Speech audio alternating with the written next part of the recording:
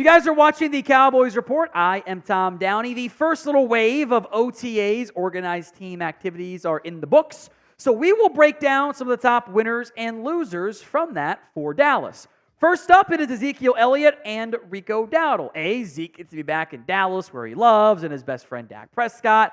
And Rico Dowdle also there because those two guys have gotten the majority of the reps with the first team offense from what's been available to media and what's been reported, which isn't a huge surprise. I'll make note that Deuce Vaughn got a couple reps as well, which I find important there.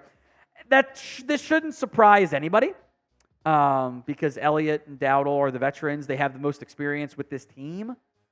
Elliott kind of a weird came back, left, whatever. I don't like the running back room. I won't lie to you guys. I think it's the worst one in the NFL. But that leaves chances open for players on the roster like Zeke, like Dowdle, like Deuce, like Freeman, etc., that wouldn't be available for pretty much any other NFL team. So will the Cowboys' ground game be better this year? Y for yes, N for no. Sound off for me in the comments section. The next winner, there's a little bit of hopium here, which is fine. It's May, it's OTAs. It's okay to have some hopium involved there. It's Trey Lance, the quarterback. Lance has been praised by the team, the coaching staff, and by Dak Prescott, by the way. And it does seem like he's a little bit more comfortable in practice and dropping back after, frankly, some pretty major changes from what Shanahan was doing in San Francisco, what the Cowboys do with Mike McCarthy. Here's what Dak said about Lance. And I actually do really love this quote from Dak, by the way, so hat tip to him. It's about bringing others along, and anytime I do that, I make myself and find myself better. Just the sense of helping Trey and talking with Trey, I'm making myself better. I'm more focused on my feet. I'm not going to tell him to do something and then do something opposite and be hypocritical. It holds me accountable, and it's fun. At the end of the day, I love watching someone get better, watching someone get excited, and get the joy that I get when I improve from one day to the next.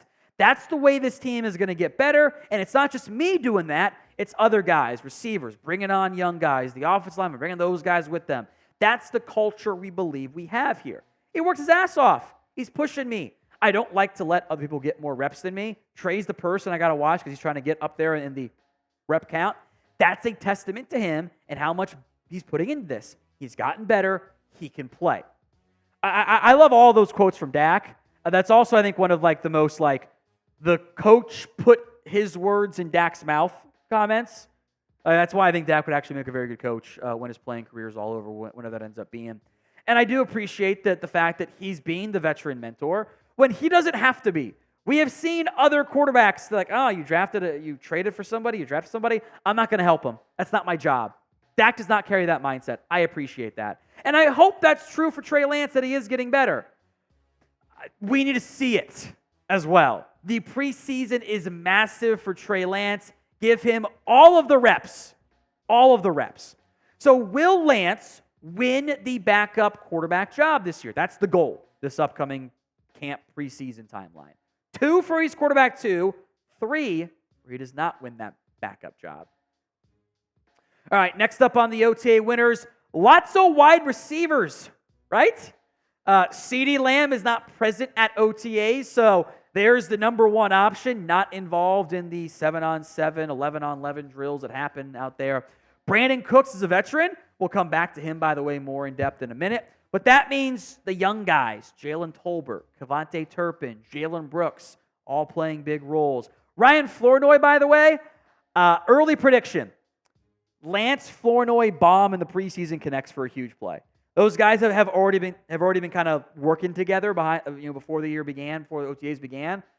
I think those are going to be key parts for Dallas, and that I think Flournoy and Lance will have some fun preseason reps together.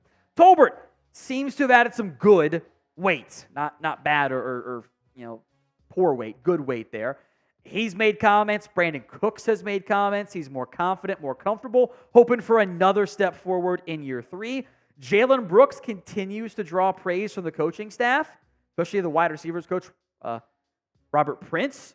I think bodes well for him making the team, or at least pushing for it. Kevontae Turpin, which 7-on-7 drills are great for him because he kind of gets some of those two-way goes a little bit more frequently. He's shown off some in 7-on-7 drills. And Brandon Cooks, with Lamb out, has been clicking early with Dak Prescott. And Cooks has made comments that the chemistry's gone up with another, not just off-season, but like working in Dak's backyard together. I think that bodes well for Cooks and the Dak connection being sharper than it was at times, especially early on last season. So grade the Cowboys wide receiver room. A, B, C, D, or F in the comments section. Next up is both Chuma Edoga and Brock Hoffman, the incumbents along the offensive line, the backup left tackle, the veteran to an extent center. Both of those guys were starters as OTAs opened up for the Dallas Cowboys ahead of Tyler Guyton and ahead of Cooper Beebe. Now, Zach Martin, he missed the public portion of OTAs based on photos that were posted by the Cowboys website. They actually had Zach Martin. I think he was there for the Tuesday session, but missed the Wednesday session, which had already been approved and whatever. So I think you're not worried about there. I also think that goes for Tank Lawrence, too, because they posted a photo of him out there as well. So I'm not worried about either of those guys. But Edoga and Hoffman, ahead of them. I think that's 4 now. I still want Guyton Beebe starting because that means the young guys earned the job. And make no mistake, from a front office organizational goal philosophy perspective, they want those 2 guys to start. But it'll have to be earned. And they did the same thing with Tyler Smith, too, by the way. Which maybe would have been a little bit different if he hadn't gotten hurt, but I think he was on his way to being left guard anyway. So what you're going to have here is pick 2, right? It's the pick 2 flex play. Pick a left tackle and a center. CE for Chuma Edoga or Tyler Guyton for TG. CB or BH for Cooper Beebe or Brock Hoffman. Which 2 are you playing alongside, of course, Tyler Smith, Zach Martin, and Terrence Steele on your offensive line? I think I'll put some of those rookie defenders into the winners category, specifically Marshawn Kneeland and Maurice Leofau. Absences push those guys up. Remember, there's no Micah Parsons. Tank Lawrence missed at least 1 day of OTAs. Maurice Leofau is getting some more run because DeMarvion Overshown isn't present. So those guys have rotated some, with Overshown banged up, with the ones. Good. I think it is important for young players, especially more so than vets, to get some of these young early chances. You know, Kneeland dominated Eastern Michigan. I thought was kind of MIA at times, but he's a great Tank Lawrence style football player.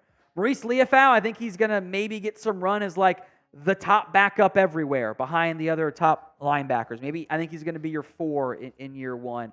The splash plays weren't always there, but you will see actual 4-3 looks, which I don't know the last time the Cowboys showcased a real, actual 4-3 look that wasn't on the goal line. That didn't have, Marquise Bell in there at linebacker. They haven't done that very much. So they will do more of that with Mike Zimmer in charge, and that means Leofau will play.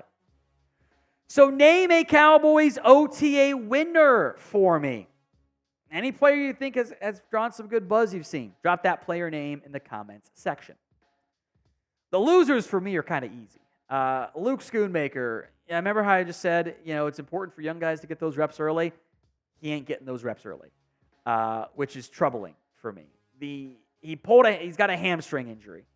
Now, he was involved in catching balls in the off-season workout phase, which means, I think, I'm reading tea leaves here, he pulled his hamstring before OTAs got going and later on during the voluntary workout phase. That's brutal, man. He had 2 shoulder injuries in 2022, had off-season surgery on it this year, had the foot injury in the 2023 offseason that kind of cost him a good portion of this time of the year last year, and now he's banged up again. It is really hard to grow as a young player when you're missing your formative time frames right here. It's really hard to do that. It puts him behind the 8 ball again. So my hope, minicamp, he's back out there. We will see. Next up is Mazi Smith. I know there was the report of he's 328. No, he ain't. You look at this photo and you tell me he's 328. I'll be honest, Mazi looks great. He looks like he's retired and in shape. I don't want that frame, though. That is not a nose guard frame. I mean, shit, he looks like a yoked up 4'3" base defensive end who weighs like 290. Look, Mazi, I love you. Get fat, man. Cowboys, get this man to a golden corral and keep him there. He has to add, and I think probably the off-season shoulder surgery is making it tough to add some weight because you don't want it can't all be bad weight. You kind of got to have some, the baseline stuff is there. Clearly, he's been working out. That is good.